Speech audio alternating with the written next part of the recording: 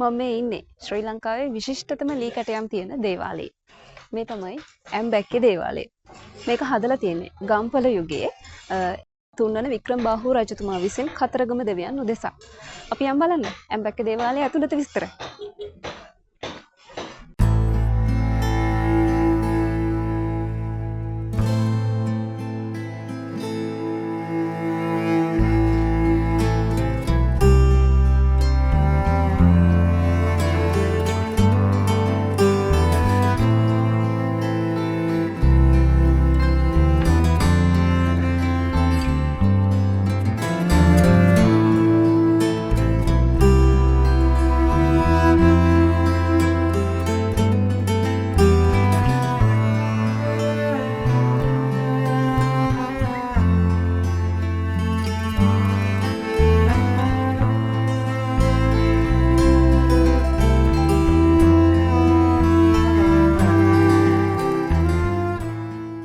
මේ දේවාලය හදන්න පාදකුණු අතීත කතාව බොහොම රසවත් එකක්.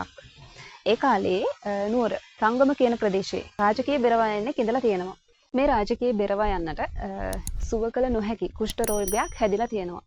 ඉතින් ඔහු මේකට විවිධ ප්‍රතිකාර කරත් සුව වෙලා නැහැ. අවසානයේ ඔහු කතරගම ගිහිලා බාරයක් වෙලා තියෙනවා. Tamante තියෙන මේ කුෂ්ඨ රෝගය සුව කරලා දෙන්න කියලා. ඒක ප්‍රතිඵලයක් විදිහට ඔහුගේ ඒ රෝගය සුව වෙලා තියෙනවා. එතන ඉඳන් ඔහු වර්ෂයක් පාසා මේ රාජකීය බෙරවයන්න කතරගම ගිහිලා කතරගම දෙවියන් වැඳ පුදාගෙන තියෙනවා. ඉතින් කාලයක් සමග ඔහු වයසට යනවා. ඒ වයසට ගියාට පස්සේ එයාට හැම අවුරුද්දක් පාසාම කතරගම ගිහිල්ලා කතරගම දෙවියන් වැඳ පුදා ගන්න එක බොහොම අසීරු කාර්යයක් වෙනවා. ඉතින් එක අවුරුද්දකදී ඔහුට කතරගම යන්න බැරි වෙනවා. ඉතින් ඒ ගැන මේ රාජකීය බෙරවයන්න බොහොම සිත් ඇවුලින් තමයි ඉඳලා තියෙන්නේ. ඉතින් දවසක් ඔහු නිදාගෙන ඉන්නකොට කතරගම දෙවියන් සිහිනේ නැවෙත් ඔහුට කියලා තියෙනවා. ඔහුට දුක් වෙන්න එපා කියලා. ඔහුට එක ගසක් මාර්ගයෙන්, ඒ කියන්නේ නුවරට ආසන්න ප්‍රදේශයේ එක් ගසක් මාර්ගයෙන් තැනක් පෙන්눔 කරනවා. එතෙන්ට වැඳ පුදා ගන්න. ඒක කතරගම ආවා හා සමානයි කියලා. ඉතින් ওই සිද්ධිය ඔහු ඒ කාලේ ගම්පොළ රාජධානිය පාලනය කරපු තුන්වන වික්‍රමබාහු රජතුමාට මේ බව සැලකරනවා.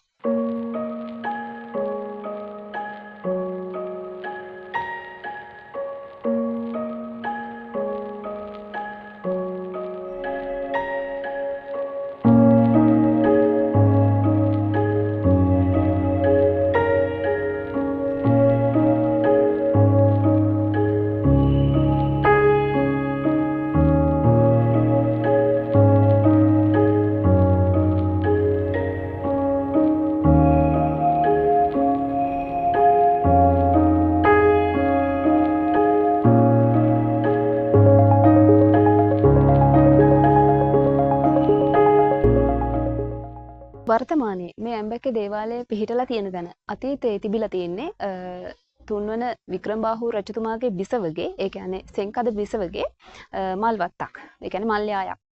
ඉතින් දවසක් මේ රජුගේ මල්වත්තේ එක කතුරු ගහකින් නොනවත්වාම රුධිරය ගලලා තියෙනවා. මේ සිද්ධියත් එක්කලා රජුරෝ හිතලා තියෙනවා මේ තමයි කතරගම දෙවියන් දීපු ඒ සලකුණ කියලා. ඊට පස්සේ තමයි මෙතන ඇම්බැක්කේ දේවාලය නිර්මාණය කරලා තියෙන්නේ.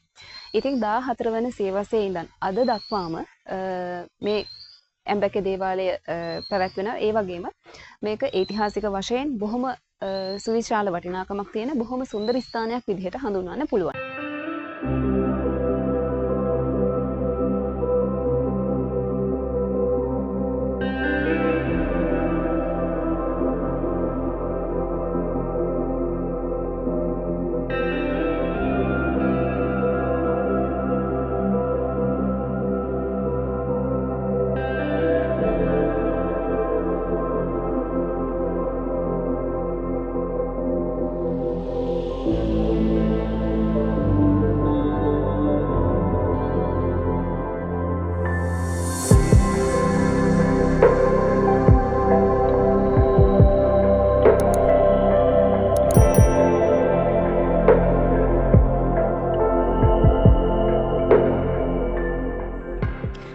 ඇම්බැක්කේ දේවාලයේ ඇතුළත දික්කේ ශාලාවේ ලී කණු 32ක් තියෙනවා.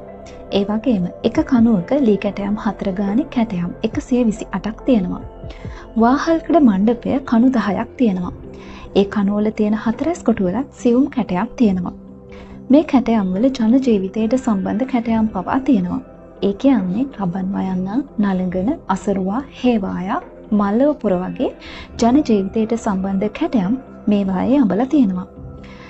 ඊට අමතරව බේරුණ්ඩ පක්ෂියා, ඇත්කඳ ලිහිණියා, කිඳුරා වගේ මෝස්තරත් මේ කැටයම් වල දක්නට ලැබෙනවා. ඒ වගේම මෙතන තියෙන විශේෂ දෙයක් තමයි වාහල්කඩ මණ්ඩපයේ තියෙන දරුවාට කිරි දෙන මව. මේක ඊටාත්ම විශේෂ කැටයමක් ලෙස විචාරකයන් හඳුන්වනවා.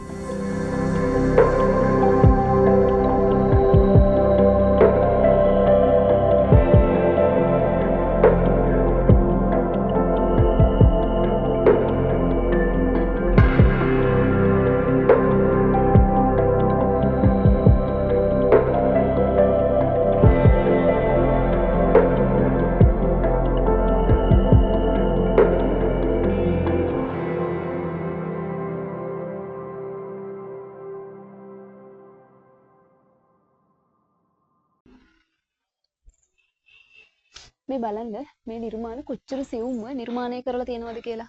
මේ නෙළුම් වල තියෙන්නේ පොළවට මුණ පේන විදිහට. ඉතින් බොහොම ඉවසීමෙන් ඒ වගේම මහා දක්ෂ හැකියාවක් තියෙන්න ඕන මේව නිර්මාණය කරන්න. මේ සියලු කැටයම් නිර්මාණය කරලා තියෙන්නේ දෙල්කඳ මූලාචාරීන් සහ ඔහුගේ ගෝල බාලයන් විසින්.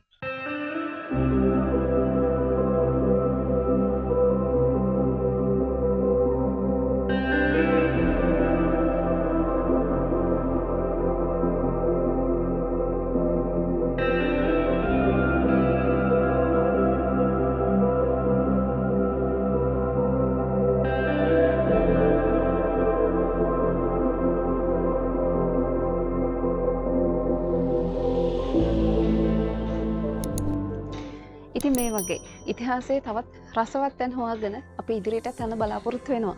මේ වීඩියෝ එක හොඳයි නම් ඔය අලුත් යමක් ඉගෙන ගත්තා නම් අපිව ලයික් කරන්න, සබ්ස්ක්‍රයිබ් කරන්න, මේ වීඩියෝ එක අනිත් අය අතර බෙදා ගන්න අමතක කරන්න එපා.